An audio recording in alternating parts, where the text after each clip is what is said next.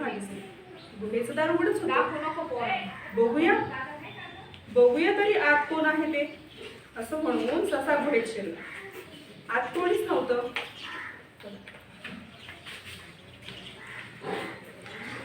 पुढं काय होतंय बघू ना आपण. ससा म्हणाला, अरे वा, छानच आहे की घर. इथे खेळायला पण खूप जागा आहे म्हणायचं.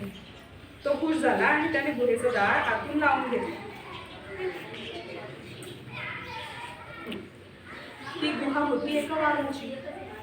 वाघोबा गेला होता नदीवर पाणी प्यायला.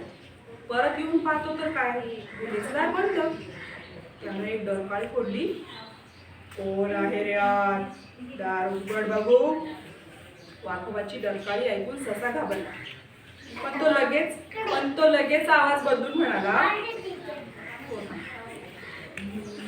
हे ससल्या गोडी डुलक्या मारी, वाघोबाची तंगडीच तोडी, फिर माघारी नाहीतर घालतोडी.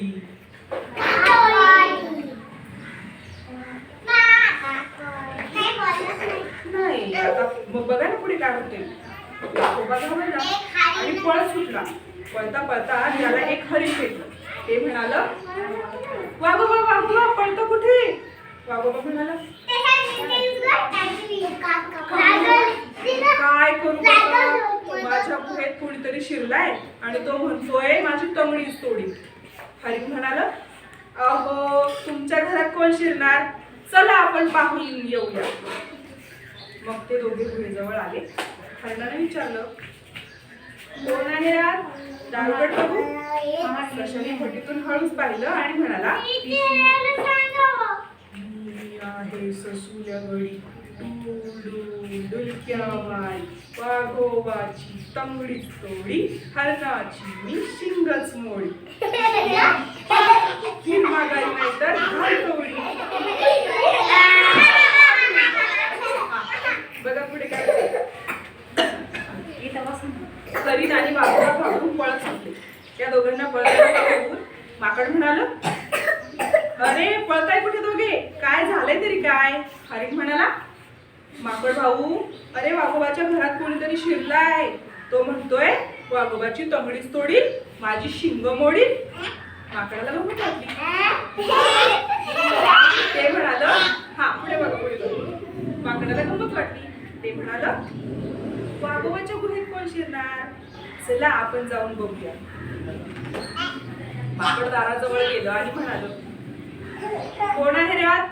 दार उघड बघू. ससा आतून म्हणाला,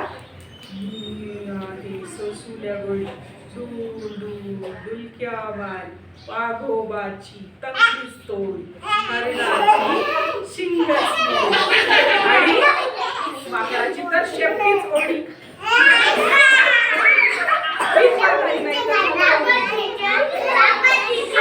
सगळेजण पुन्हा पळत सुटले.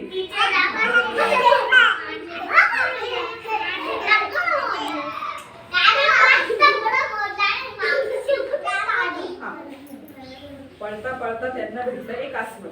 ते म्हणाल, अरे वळता कुठे? काय झालंय तरी काय तुम्हाला? माकड म्हणाल, अस्वल दादा, वाघोबाच्या गुहेत कोणीतरी शिरलाय. त्याने आतून दार बंद केलंय आणि म्हणतोय वाघाची तोंडी तोडी, हरणाची शिंग मोडी आणि माझी शक्ती ओढली. रे सगळे मिळून पळतोय म्हणून.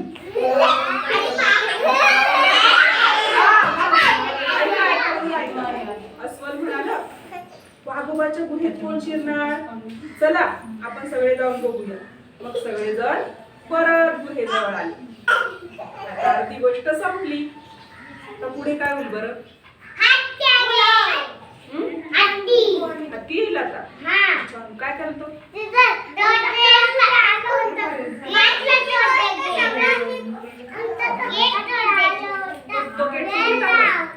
दरवाजा तोडून टाकतो. ओके, अजून कोणाला काय वाटतंय?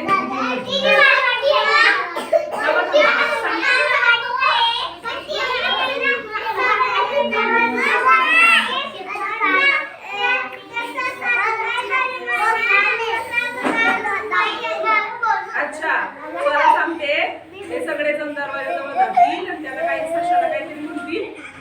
घाबरून पळून येईल बाहेर. ठीक आहे, आता उरलेली गोष्ट आपण उद्या वाचू.